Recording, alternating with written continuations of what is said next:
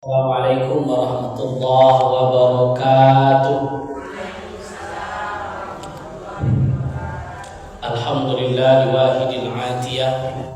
Wassalatu wassalamu ala khairil bariyah wa ala alihi wa sahbihi zawin nufuziz zakiyah.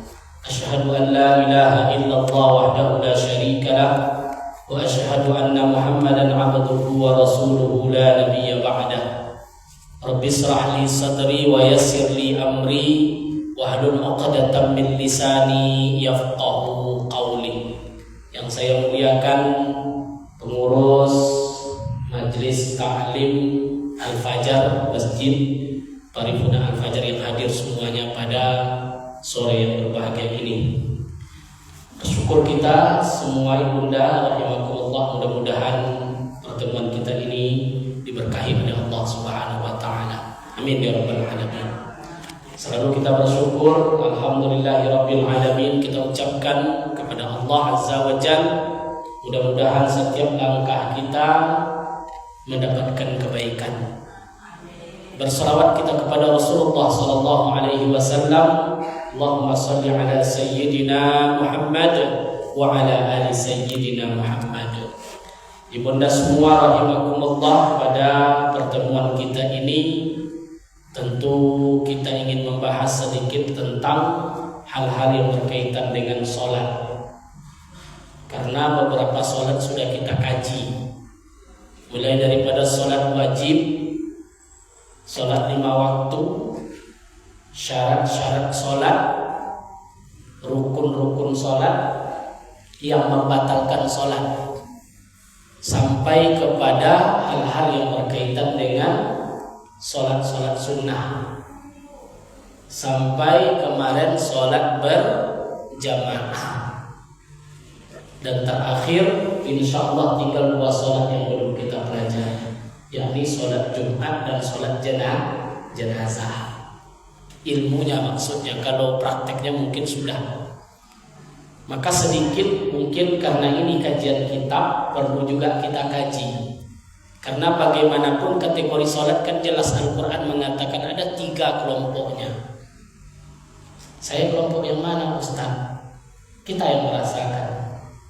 Yang pertama disebut allazina hum fi sholatihim sahun, orang-orang yang lalai dalam sholatnya. Yang kedua, allazina hum fi sholatihim khashi'un, khusyuk. Yang terakhir, allazina hum fi sholatihim apa lagi? Abidun, yura'un. Yura'un itu sama dengan sahun tadi, orang yang lalai. Allazina hum fi sholatihim sahun, allazina hum yura'un wa yamna'unal ma'a. Kalau dalam sholat disebut sahun. Sahun itu maknanya lalai. Tentu lalai itu maknanya 2. Ada yang lalai, memang mereka lalai dalam melaksanakan sholat. Ada yang betul-betul lalai mengamalkan ajaran sholat. Apa contoh lalai dalam sholat? Sholat dia di luar waktu. Dia itu sholat tapi sudah keluar waktu. Berarti kita sudah termasuk orang-orang yang melalaikan sholat. Ada nerakanya. Apa nerakanya? Neraka wil. Fawailul lil musallin, maka neraka wil lah bagi orang-orang yang melalaikan sholat. Ada lagi yang parah nerakanya, disebut dengan neraka sakor. Dalam Al-Quran Allah katakan, ma salakakum fi saqar. Kenapa kalian berada di dalam neraka sakor, kata Allah. Maka penduduk neraka tadi menjawab, lam naku minal musallin. Dulu kami tidak melaksanakan sholat. Ini parah ini. Jadi neraka untuk orang sholat ini banyak. Adanya namanya neraka sakor. Kalau neraka sakor itu disuruh sholat, tidak mau sholat. Ada nama nerakanya neraka wil. Apa neraka wil itu? Disuruh sholat tapi lalai. Maka kategori lalai tadi, bukankah Al-Quran mengatakan innas sholata tanha anil fakhsya'i wal munkar. Sesungguhnya sholat yang kalian dirikan itu, kata Allah, dapat mencegah perbuatan keji dan munkar. Iko nak habis sholat dan suruh gosipnya. Assalamualaikum warahmatullahi. Assalamualaikum warahmatullahi. Sampai mana cerita tadi? Iya tak? Allahu Akbar. Ya, iya kan? Baru habis salam pun. Nah, sampai mana tadi cerita orang? Sibuk menggosip orang. Berarti ini pawailul lil musallin. Sudah lalai menerapkan ajaran-ajaran sholat.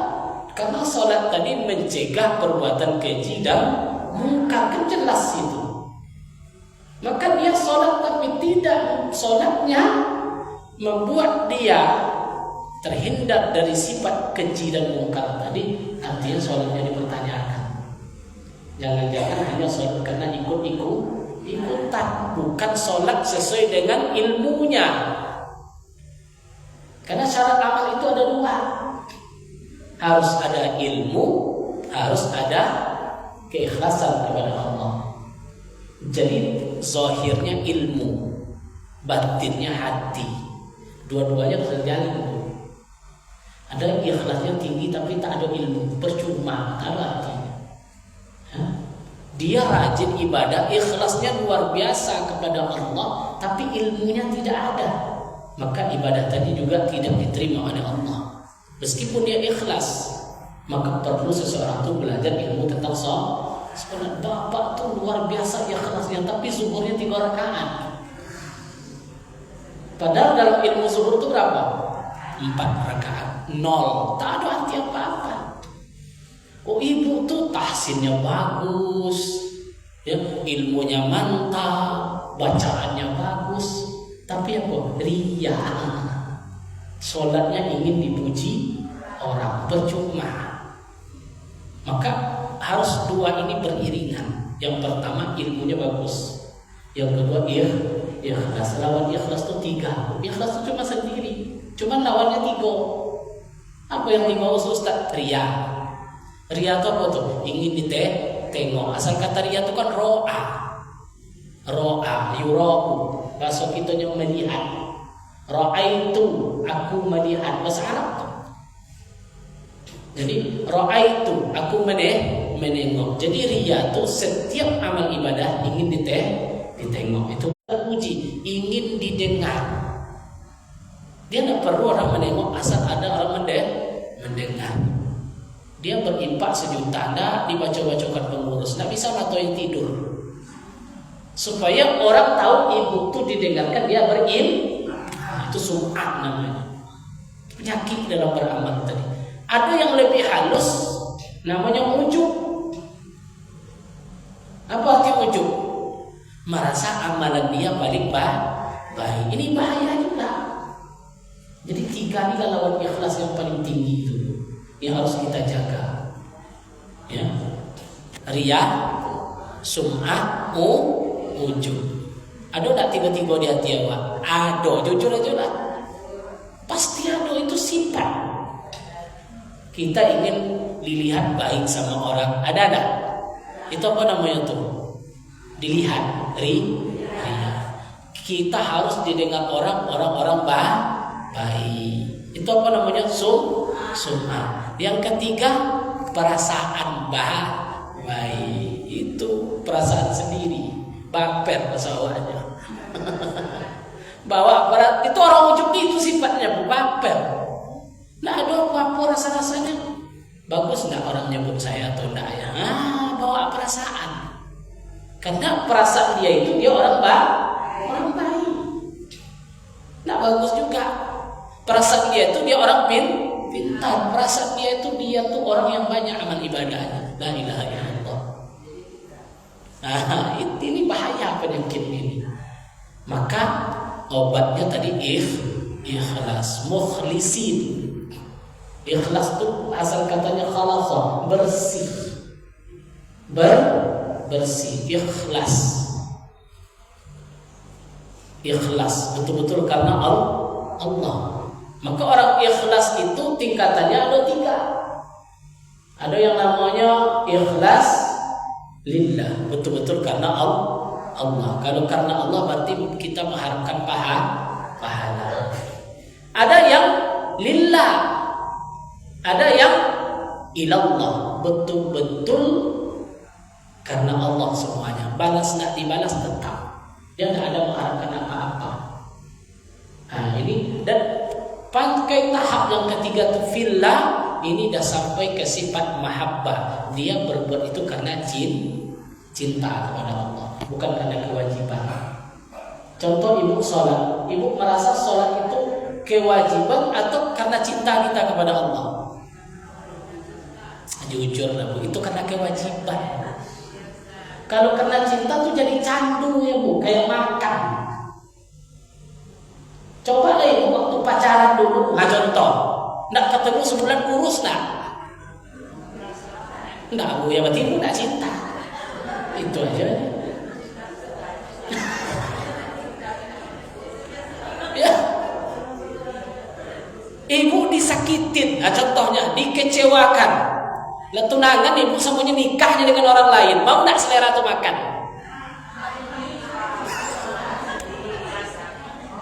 Itu Bu, gulai garam tuh nggak terasa lagi itu. Ya, karena saya nggak pernah dikecewakan, maka saya nggak merasa Bu. Contoh ya, itu mahabbah cinta tadi sudah ketergantungan kepada Allah. Dia ibadah betul-betul karena cinta kepada Allah. Jadi tidak ada pamrih lagi, rindu. Nah, kalau cinta ujungnya rindu. Bahasa orang sekarang kangen. Berarti kalau cinta dia kepada Allah, rindu kepada Allah, sholat itu sebuah kerinduan. Belum dapat kita tuh. Belum dapat. Karena kita sholat hanya karena kewajiban. Tapi jadilah, setidaknya kewajiban ini sudah menjadi kebutuhan batin kita. Apa contoh kebutuhan batin? Kalau tidak sholat kita tidur tidak nyaman, bekerja tidak nyaman. Berarti sudah kebutuhan batin. Belum lagi sampai ke tahap cinta. Kalau orang yang sampai ke tahap cinta tuh, dia menikmati sholat tadi, melepaskan kerinduannya kepada Allah. Itulah seperti yang dilakukan oleh Rabi'ah al-Adawiyah. Kan ada ibu-ibu kisahnya kan, ibu tahu? Seorang perempuan bernama Rabi'ah al-Adawiyah, saking cintanya kepada Allah, dan dia termasuk orang-orang kisah wanita yang sangat dekat dengan Allah, sehingga dia tidak peduli dengan dunia. Hasan al-Basri contoh juga, saking cintanya dia kepada Allah sehingga dia menganggap dirinya itu sudah tidak ada apa-apanya. Tidak merasa ada apa lagi dirinya, tetap dia menengok orang lain baik dari dia.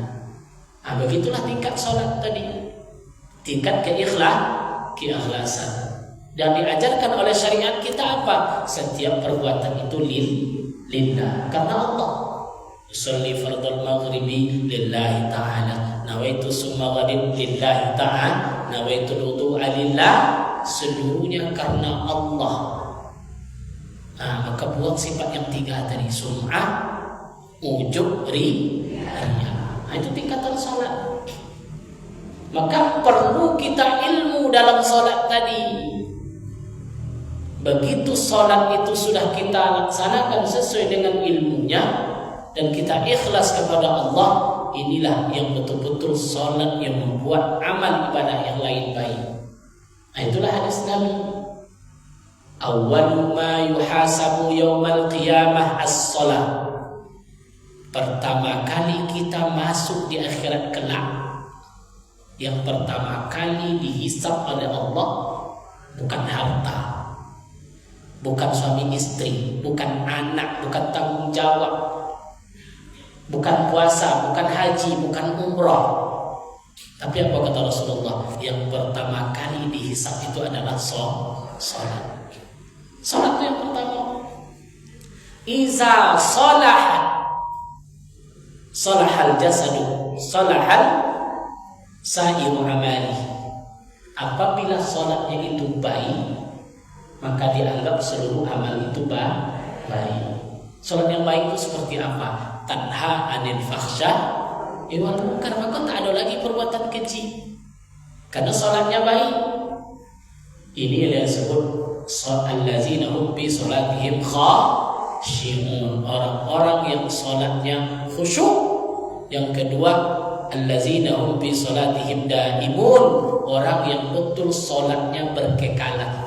Oh bingung kita, berarti salat terus kerjanya? Bukan. Apa yang maksud dengan daimun di sini? Kekal, salatnya terus menerus. Bukan salat tiap saat dia, tapi amalan salat itu diamalkan dalam gerak dan langkahnya. Sama dengan ayat menyuruh takwa, ittaqullah haqqa tuqati wa la tamutunna wa antum muslimun. Takutlah kamu kepada Allah betul-betul takut, jangan kamu mati kecuali dalam keadaan muslim. Sebagian hadis mengatakan ittaqillah haitsuma kunta, takutlah kamu kepada Allah di mana saja kamu berada, dimanapun kita berada, takutlah kita kepada Allah. Jadi takwa tadi itulah hasil daripada sholat tadi. Apa hasil dari sholat tadi, Bu? Takwa. Karena takwa ini bekal. Terus kita ini sudah takwa atau belum? Maka takwa ini didefinisikan oleh para ulama imtithal awamirillah, melaksanakan seluruh perintah Allah, wa yajtanibu nawahiyahu, meninggalkan seluruh larangan Allah, sirran wa alaniyatan. Inilah penekanannya, Bu, baik dikala sendiri atau ketika dilihat orang. Nah, itu hakikat takwa. Hari ini banyak orang bertakwa ketika ia sendiri, tidak ada nampak sama orang. Hari ini terbalik. Banyak orang bertakwa ketika ditengok orang. Kalau tidak ditengok orang, hilang takwanya. Ada tak ustaz yang selingkuh? Nah, ini saya tanya aja. Ada tak ustaz yang selingkuh? Kenapa dia selingkuh? Karena tidak ditengok orang. Coba ditengok orang. Tasbihullah, astagfirullah, astagfirullah. Kenapa itu? Takwa sudah mulai luntur dan hilang, sehingga dia tergoda. Maka Nabi Yusuf itu diabadikan oleh Allah. Kenapa disebut seorang hamba yang sangat bertakwa? Karena Nabi Yusuf alaihissalam membuktikan ketakwaannya ketika tidak ditengok oleh orang. Di mana Ustaz digoda oleh perempuan cantik, kaya raya, istri pejabat. Waktu itu posisinya seorang pembantu dan budak. Tapi apa kata Yusuf? No. Apa jawab Yusuf? No. Apakah Yusuf tidak normal? Normal dia, Bu. Jangan dipaksakan. Kan mau Yusuf mungkin tidak normal. Normal dia, bujang. Tapi dia sanggup menerima godaan yang begitu kuat.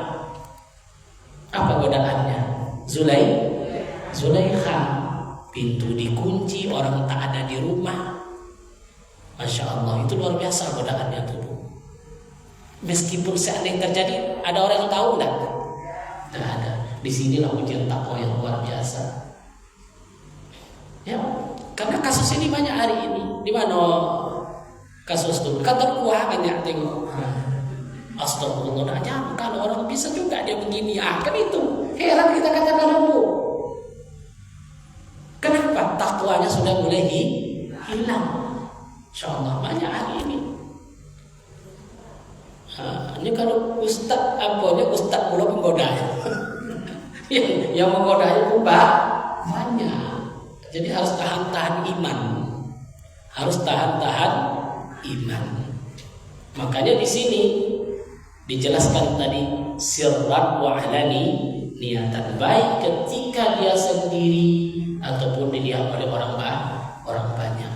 Orang banyak kita kadang-kadang lebih takut dengan pandangan manusia daripada pandangan Allah. Itu manusia dan itu yang kita rasakan. Sudah jarang manusia hari ini takut dengan pandangan Allah daripada pandangan manusia. Kita takut aib kita terbongkar, tapi kita tidak takut kepada Allah. Jadi yang kita lihatkan adalah apa supaya orang memandang kita baik. Memang semua manusia seperti itu, tapi sudah cocokkah ketika orang memandang kita itu baik, sepadan nggak dengan tingkat kedekatan kita kepada Allah Subhanahu wa Ta'ala? Maka tingkat ikhlas tadi yang penting, bahwa takwa ujung daripada ikhlas tadi orang-orang yang sama ibadahnya ketika dia sendiri atau dilihat oleh orang lain. Dasar Imam Syafi'i itu. Tanda orang yang takwa dan ikhlas kepada Allah itu sama ibadahnya, baik di depan orang banyak atau ketika sendiri. Itu jarang itu. Dilihat orang banyak, lengkap sholat sunnahnya. Sampai di rumah, inilah problem kita kadang-kadang. Ya, apalagi dunia media sosial hari ini, kadang nggak masuk akal loh. Ya, kadang nggak masuk akal. Tadi saya terima juga berita ini, laporan. Saya terima juga, tokoh juga bapak tuh. Tiap Jumat khatib. Tadi saya terima beritanya, baru saya terima. Tapi nggak saya sebutkan daerahnya, nggak saya sebutkan orangnya. Apa bu? Lari sama istri orang. Istri orangnya juga dia pergi, dicurigai mereka pergi berdua. Ditelusuri apa sebabnya? Chatting. Chat apa tuh? Chat WhatsApp. Chat WhatsApp. Sampai saya kira astagfirullah, benar ini berita sebenarnya. Iya katanya. Insyaallah. Apa bu? Godaan tadi. Ya kebetulan yang laki-laki ini memang udah ada meninggal istrinya udah lama. Ini kesalahannya. Bagusnya kan maka duda itu cepat menikah apapun. Ya, kalau laki-laki meninggal istrinya, seorang istri meninggal suaminya, lebih cepat nikah yang janda atau yang duda? Kata ibu yang jawab, karena nggak ada bapak-bapak. Pernah saya temukan ibu tuh belum sampai idahnya dia ada daftar. Bu, apa mau nikah aku? Oke, tengok syarat-syarat ibu ya. Syarat ibu janda ya, janda apa? Janda wafat. Tengok surat kematian. Ini baru 3 bulan bu, belum sampai idah mati berapa? 4 bulan 10 hari. Ibu 3 bulan, sampai 100 hari tadi bapak. Bukan 100 hari itu cerita lah saya bilang. Udah dibawanya calon suaminya, masya Allah. Idahnya belum Nah itulah ibu bilang tadi jandai bapak duluan. Ya, ada juga kasus. Sabar ya, sebulan lagi saya bilang. Sabar sebulan lagi, sebulan 10 hari lagi. Idah janda berapa bu? Janda mati berapa? 4 bulan 10 hari. Idah talak 3 bulan 10 hari. 100 hari lah idah talak. Kalau idah janda 4 bulan 10, kok baru 3 bulan dia nyangka idahnya sama. Makanya kok ngotot dia mau nikah, tengok surat kematiannya belum lagi, baru 3 bulan ke tanah suaminya. Kalau lewat tidak masalah, bagus, ya bagus, tidak terhalang dia untuk itu. Makanya jadi macam-macam lah hari ini yang kita lihat dengan media sosial dan segala macamnya. Maka kuncinya tadi apa? Betul-betullah kita sholat yang dengan ilmu dan ikhlas kepada Allah. Karena sholat itu benteng, junnah, benteng kita hari ini. Ya, benteng kita hari ini sholat itu lah.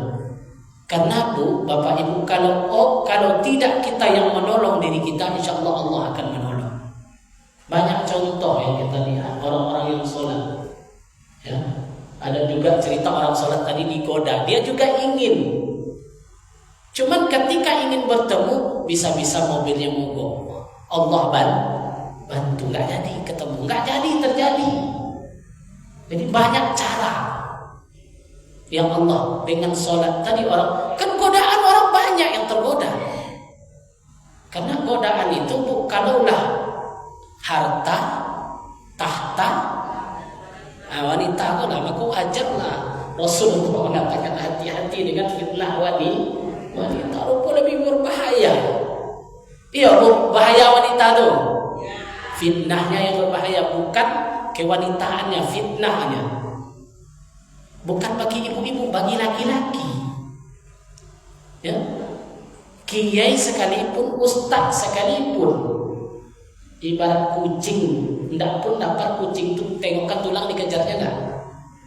Nah, maka jangan kita jadi tulang. Ya, saya bukan menyalahkan wanitanya, tapi kalau tidak ada tulang tadi kucing tak akan mengen.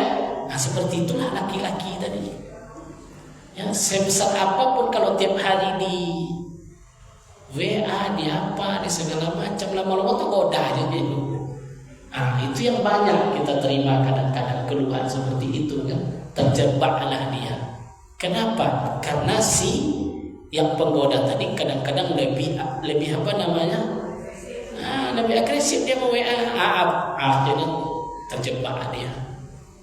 Jadi wajarlah Rasulullah mengatakan seperti itu ya. Bahwa wanita itu adalah termasuk fitnah daripada akhir zaman. Wanita yang seperti apa yang kita hina, yang suka menggoda tadi, yang suka menggoda dia. Bapak ibu rahimakumullah, makanya sholat tadi harus kita perhatikan. Bagaimana sholat yang baik, bagaimana sholat itu betul-betul kita ikhlaskan, betul-betul ikhlas karena Allah Subhanahu wa taala. Maka dengan kalimat Allahu Akbar, takbir pertama, kita sudah menganggap diri kita bukanlah orang baik.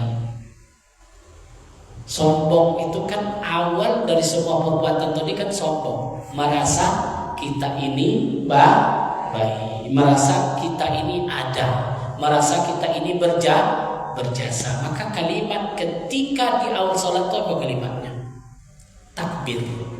Allahu Akbar. Apa arti Allahu Akbar? Allah Maha Besar. Akbar itu asal kata dari takabur. Takabur bahasa kitanya apa? Ibu takabur itu. Apa bahasa kitanya? Sombong. Kabbara yukabbiru takabur. Jadi Allah itulah yang takabur. Allahu Akbar. Karena sifat sombong itu milik Allah. Maha Besar Allah. Maka ada sifat akbarnya. Ada sifat takabur. Dan itu kadang-kadang kita pakai. Kenapa dimulai ketika sholat Allahu Akbar? Allah Maha Besar. Supaya hilang kita ini bukan orang baik, kita ini bukan orang pintar, kita ini bukan orang berilmu, kita ini bukan orang berjasa. Karena semua pemberian dari Allah Subhanahu wa taala.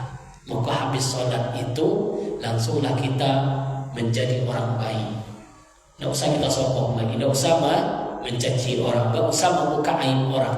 Jadi sempurna nanti ibadah tadi, barulah sholat tadi membekas sehingga kita terhindar dari perbuatan keji dan mungkar. Begitu. Rencana saya mau kita bahas sedikit tentang kemarin sholat Jumat. Sholat Jumat itu wajib bagi siapa bu? Bagi laki-laki. Dan turun di Mekah. Perintah sholat Jumat itu di Mekah turun bu. Tapi tidak pernah dilaksanakan di Mekah. Kenapa tidak dilaksanakan di Mekah? Karena waktu itu tidak aman. Maka salah satu sholat Jumat itu tidak wajib kalau tidak aman. Karena waktu di Mekah masih penindasan banyak. Rasulullah belum aman. Tapi sebagian orang di Madinah sudah masuk Islam. Rasulullah belum sampai ke sana. Maka yang pertama kali mendirikan sholat Jumat di Madinah adalah As'ad bin Zararah, sahabat Nabi. Nabi belum sampai Madinah, dia sampai. Islam diterima di Madinah secara keseluruhan, tidak seperti di Mekah. Kalau di Mekah kan luar biasa. Berapa tahun Nabi di Mekah? 13 tahun. Di Madinah 10 tahun. 13 tahun di Mekah, banyak tantangan. Pas hijrah ke Madinah, seluruh penduduk Madinah langsung menerima Islam. Jadi penduduk Madinah ini langsung menerima karena mereka menunggu Rasulullah datang. Maka disebut dengan Madinatul Munawwarah. Cahaya Islam itu di mana munculnya? Di Madinah. Setelah di Madinah banyak, baru ditaklukkan lagi Mekah yang disebut dengan Futu Mekah. Iza ja'a nasrullah wal fath, itu ayatnya itu. Ketika kalian menaklukkan kota Mekah, wa ra'aitan nasa yadkhuluna fi dinillah, banyak manusia yang masuk ke dalam agama Allah.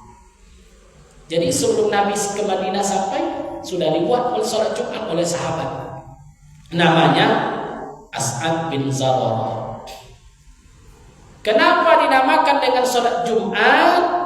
Li'anna ma Adam majtana'a ma'al Hawa fi Muzdalifah. Karena Adam dan Hawa berkumpul di Muzdalifah pada hari Jumat. Maka disebut Jumat. Jumat itu apa bahasa kitanya? Berkumpul. Mohon maaf kalau dalam fikih orang bergaul suami istri disebut apa? Jima. Itu kesalahan Jumat. Berkumpul Adam dan Hawa pada hari Jumat. Di mana dia berkumpulnya? Bercampurnya di mana? Di Muzdalifah. Maka kalau jemaah haji di Muzdalifah ngapain? Bermalam. Paham ya betul? Nah, di situ ada berkumpul. Dan Jumat itu diwajibkan fardhu ain kepada kaum laki-laki, bukan kaum perempuan. Ibu-ibu tidak wajib Jumat, tapi sah sholat zuhurnya kalau dia Jumat. Paham bu? Kalau itu pula dia Jumat. Kan ada dulu kan ada tuh Jumat, tapi sekarang kan tidak ada lagi karena tidak wajib. Karena perempuan yang utama sholat di rumah, zuhur saja. Tapi kalau dia ikut Jumat orang-orang tua, saya masih ingat itu jamaah khalwat, namanya jamaah khalwat. Jemaah khalwat itu orang-orang tua-tua itu banyak yang suluk itu. Suluk ya Bu ya. Ada tempat kadang-kadang dekat masjid. Ada pula disediakan di sebuah kampung kadang-kadang dia sholat di belakang ibu-ibu tadi. Jumat dia ikut. Maka tak masalah. Tidak masalahnya, tapi memang dianjurkan untuk kaum laki-laki. Apa syaratnya? Mustautin.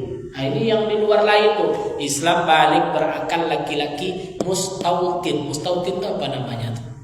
Tempat tinggalnya di situ. Maka oleh karena itu musafir tak wajib Jumat. Ibu jangan marah pula sama suami nanti pergi main ke Padang dari Pekanbaru, tidak sholat Jumat suami, jangan marah pula. Karena kewajiban sholat Jumatnya sudah tidak ada lagi. Tapi kalau dia mau Jumat juga sah. Nah begitu. Andai dia meninggalkan Jumat, dia jamak zuhur ke asar, maka dia tidak berdosa. Kenapa? Karena dia tidak mustautin. Apa arti mustautin? Tempat tinggal di situ. Maka kalau kita tinggal di sekeliling Masjid Al-Fajar ini, wajib dia sholat Jumat di sini. Tapi kalau sudah keluar musafir, maka kewajiban Jumat tidak lagi wajib. Jadi mustautin dia, betul-betul di kampung. Mustautin lagi setelah itu apa? Mukim. Harus bermukim. Tidak tinggal hanya sementara. Betul-betul bermukim. KTP-nya di situ, itulah kira-kira. Domisilinya di situ, rumahnya di kampung itu, maka wajib dia Jumat. Apa syarat-syarat Jumat? Syarat-syarat Jumat itu ada 5.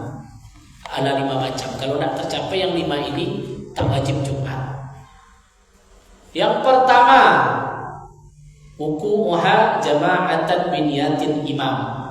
Syarat yang pertama, Jumat harus dengan berjamaah pada rakaat yang pertama. Jadi orang masbuk, ada tak orang Jumat masbuk? Kapan terhitung dia bisa dikatakan sholat Jumat? Kalau dia dapat 1 rakaat. Dapat dia dulu. Cuman kan dalam hadis Nabi, orang yang pertama datang dapat onta, orang yang kedua datang dapat sapi, orang yang ketiga datang dapat kambing, orang yang keempat datang dapat ayam, orang yang kelima datang dapat telur ayam, orang yang datang tinggal 1 rakaat dapat ayam gitu. Ya orang Jumat, tapi datangnya sudah Allahu Akbar kata imam, baru dia masuk masjid. Bukan terlambat, tapi merokok di luar kan banyak itu. Masih khatib merokok di luar. Itu bukan kategori Jumat. Jumat itu kan syaratnya mendengarkan khutbah. Tapi batas minimalnya apa? Wajib dia dapat 1 rakaat. 1 rakaat. Udah terhitung dia Jumat. Nah, dapat 1 rakaat sama tai ayam tadi jadilah. Kayak itu lagi. Sama dengan mencemooh. Jadi Jumat yang sempurna itu dari 2 khutbah itu harus sudah ada dia duduk di masjid, bukan merokok di luar. Saya tengok, apalagi masjid tepi jalan. Ya Bu ya, sambil nunggu yang khatib aja di luar merokok sambil nunggu qomat. Imam iqamat. Untunglah dia dapat. Sah Jumatnya tetap sah karena ikut sholat Jumat. Itu yang pertama. Syarat yang kedua, mesti 1 kampung itu 40. Berapa orang? 40 orang. Yang Jumat itu mesti 40. Maka hati-hati kalau di sebuah kampung kadang buat 2 masjid. Sebuah RT RW buat 2 masjid sana tinggal 20, masjid ini tinggal 10. Makanya bukan tak boleh bikin masjid sebetulnya. Tidak boleh masjid berdekatan itu kalau jamaahnya kurang 40, jangan buat lagi Jumat 1 lagi. Disinilah perlu izin pemerintah. Disinilah fungsi sultan, pemerintah. Ini tidak, 1 kampung itu penduduk hanya 60, buat 2 masjid. Yang sini Jumat 20, yang sini 10, udah lah. Kalau menurut mazhab Syafi'i sudah tidak boleh dipecah, harus 1 saja. Maka ada istilah masjid jami. Pernah dengar masjid jami? Masjid jami itu apa singkatannya tuh? Jumat. Jami untuk Jumat. Maka 1 kampung itu dianjurkan 1 masjid jami, 1 desa. Saya ingat ulama-ulama dulu dia tak boleh pecah masjid itu, meskipun 3 masjidnya, tapi dalam sholat Jumat tetap 1 masjid yang disebut dengan masjid jami. Sekarang kan jadi polemik, gampang aja orang buat masjid. Hanya gara-gara beda manhaj. Ini beda manhaj ya. Situ buat pula masjid, sini masjid ini 13 orang, 12 orang. Tidak segampang itu sebetulnya aturan itu. Ketika itu kita sampaikan sosialisasi, masa melarang orang buat masjid? Itu lagi isunya. Masa melarang orang buat masjid itu yang penting bangunannya atau syiarnya? Syiarnya Bu, bukan banyaknya, bukan bentuk.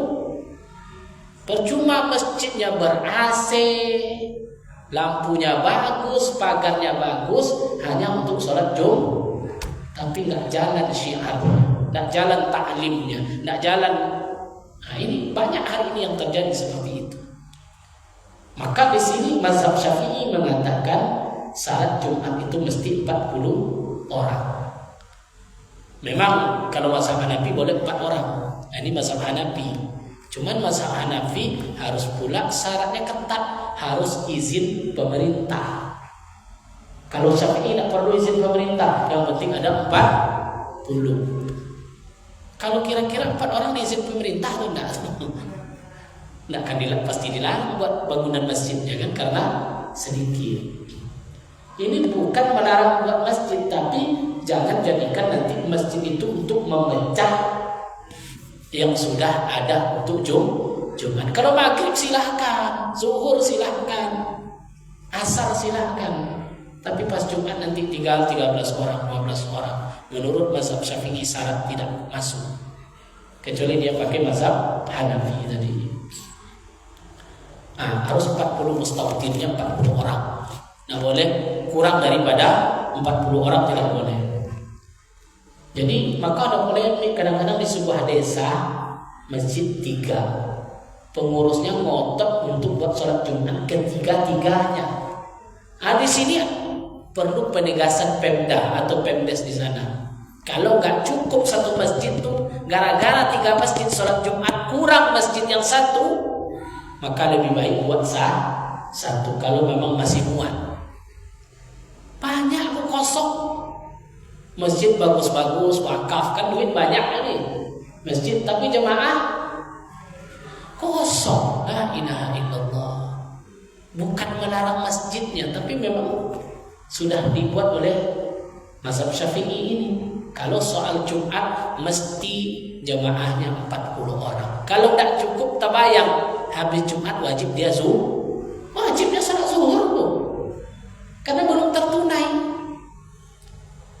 Itu yang kami rasakan. Saya tinggal di pondok dulu waktu pertama kali pondok pesantren Darussalam. Saya pesantren Darussalam pindah dari Batu Bersurat ke Kabun gara-gara PLTA kan tergenang tuh pesantren itu, dipindahkan.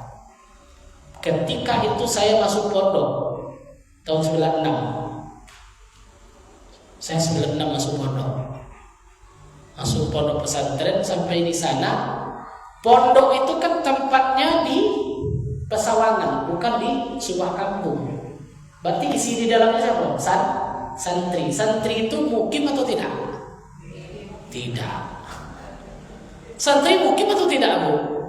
Bukan kampung dia di situ. Dia cuma numpang sekolah.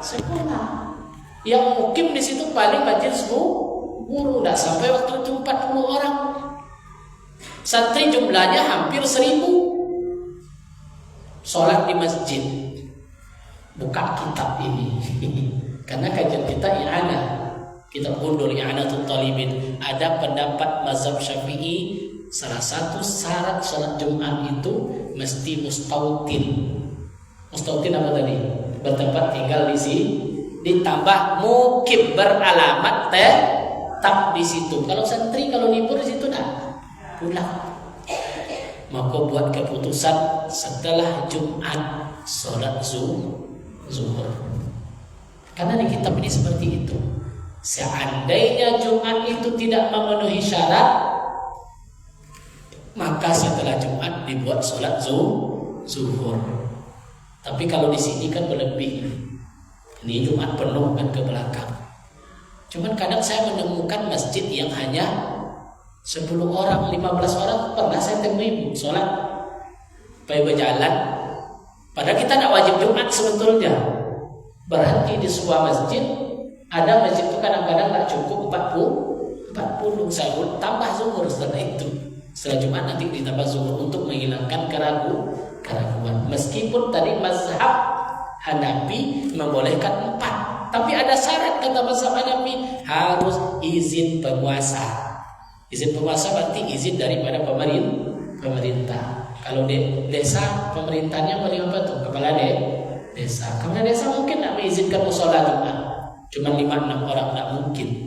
Jadi ada plus minus pendapat ini. Ya paham ya? Tapi ini jangan jadi polemik pula nanti. Karena ini beberapa pendapat. Mana tahu dia pakai mazhab Hanafi. Ya sah-sah saja dia untuk Jumat. Ada menurut sependapat ulama boleh 4 orang. Nah, karena imam 1, khatib 1, makmum 2, kan selesai juga Jumat tadi. Jam udah akur jam ini masih jam 8 juga. Tak ada pedoman lagi ya. Ya udah cukup itu saja dulu. Silakan kalau ada pertanyaan, ibu-ibu semua boleh tanya. Ya.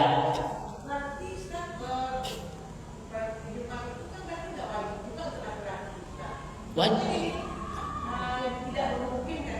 Iya. wajib Jumat tapi ditambah zuhur. Tapi anak pondok di kita kan mungkin semua gurunya. Anaknya tidak memenuhi syarat. Tapi kalau orang tidak memenuhi syarat Jumat dia dengan 40 orang Jumatnya sah. Paham ibu? Kayak saya musafir singgah di Lubuk Bangku, ada masjid, cukup nak mukim 40 di situ. Saya ikut Jumat, sah nggak Jumat saya? Sah, nak perlu ulang zuhur. Ibu harus paham syarat mendirikan Jumat dengan orang yang ikut Jumat. Sedangkan ibu wajib nggak Jumat? Kalau dia Jumat boleh nggak? Selesai nggak zuhurnya? Apalagi kita laki-laki.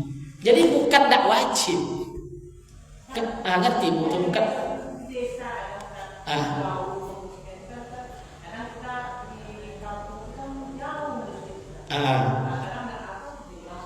Iya.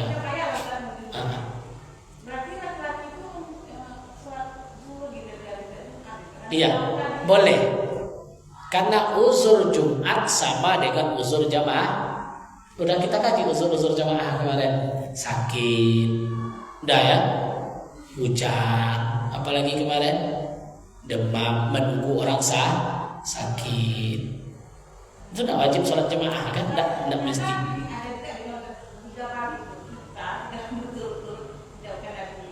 Tidak bisa jadi wali. Bukan kan itu bu, sekali aja ninggalkan sholat dan tak masuk babat apalagi sampai 3 kali. Ya ini ancamannya kan. Begitulah ancaman sholat tuh. Tapi yang namanya syarat mendirikan Jumat ini syarat mendirikan Jumat, bukan syarat untuk sholat Jumat. Ibu jangan salah paham pula nanti suami saya musafir kalau Jumat dia wajib zuhur lagi. Tidak. Ini syarat mendirikan mesti menurut mazhab Syafi'i 40 mukim. Yang tidak mukim sholat dia situ sampai 1000 orang tidak perlu zuhur. Yang penting ada 40 orang mukim. Siapapun yang lupa sah Jumatnya. Tapi kalau kurang 40 yang mukim baru sholat Jumat tidak memenuhi syarat menurut mazhab Syafi'i. Paham ibu tuh? Dan rata-rata kalau kita kemana-mana pasti lebih 40 orang kampung tuh Jumat. Iya dah. Kita kan cuma singgah kita di RT sholat kita lebih nak 40 mukimnya. Lebih sah nggak Jumat kita? Sah. Jadi bukan kitanya ini syarat mendirikan Jumat. Berputar-putar nanti kepala ibu memahaminya. Ini fikih ini seperti itu. Jangan salah paham. Oh abang tidak lagi Jumat zuhur bang, abang kan musafir. Bukan itu. Kalau kita musafir kita ikut Jumat dengan orang mukim tidak wajib lagi zuhur karena Jumat kita sudah sah. Dengan syarat di sana tuh lebih 40 orang. Tapi kalau nggak cukup baru kita zuhur. Baru zuhur lagi. Ada lagi yang ragu? Masih ragu, Bu? Bukan wajib. Asal Islam balik berakal laki-laki, hukumnya wajib sholat Jumat. Gimana syaratnya baru sebuah kampung itu boleh sholat Jumat memadai? Harus lebih 40 maksimal. 40 orang minimalnya. Maka baru disebut dengan Jumat. Maka ada istilah masjid jami. Karena mazhab di Indonesia ini mazhab Syafi'i, maka kita ada masjid jami. Kalau dulu sebuah kampung itu tidak boleh, masjid boleh banyak, kalau Jumat tetap satu. Itu dulu Bu. Karena perkembangan penduduk, maka syaratnya itu tadi cukup 40 masjid itu.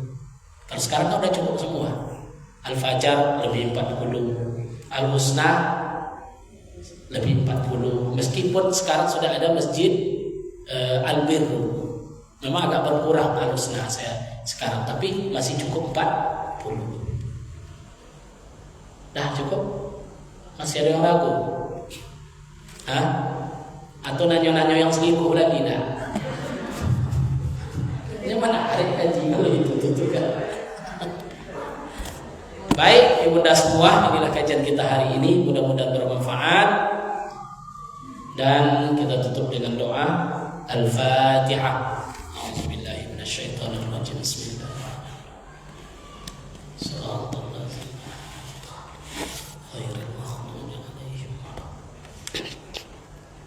Na'udzubillahi minasyaitonir rajim. Bismillahirrahmanirrahim. Alhamdulillahi rabbil alamin wal 'aqibatu lil muttaqin wa la 'udwana illa 'alal zalimin. Allahumma anfa'na bima 'allamtana wa 'allimna ma yanfa'una wa zidna 'ilma. Allahumma arzuqna 'ilman nafi'an wa rizqan thayyiban wa 'amalan mutaqabbalan ya Allah ya rabbal alamin. Allahumma arzuqna al-ikhlasa wa la taj'alna waj'alna ya Allah minal mukhlisin. Allahumma ighfir lana dhunubana wa liwalidina warhamhuma kama rabbaghna shighara. Rabbana atina fid dunya hasanah wa fil akhirati hasanah wa qina azabannar. Subhana rabbika rabbil izzati amma yasifun wa salamun alal mursalin walhamdulillahi rabbil alamin. Demikian Allah muwaffiq ila aqwamit thoriq. Assalamualaikum warahmatullahi wabarakatuh. Allahumma salli ala sayyidina Muhammadin tibbil qulubi wa dawaiha wa afiyatil abdani wa shifaiha wa nuril absari wa diyaiha wa ala alihi sahbihi wa sallim. Allahumma salli ala sayyidina Muhammadin tibbil qulubi wa dawaiha wa afiyatil abdani wa shifaiha wa nuril absari wa diyaiha wa ala alihi wa sahbihi wa sallim. Allahumma salli ala sayyidina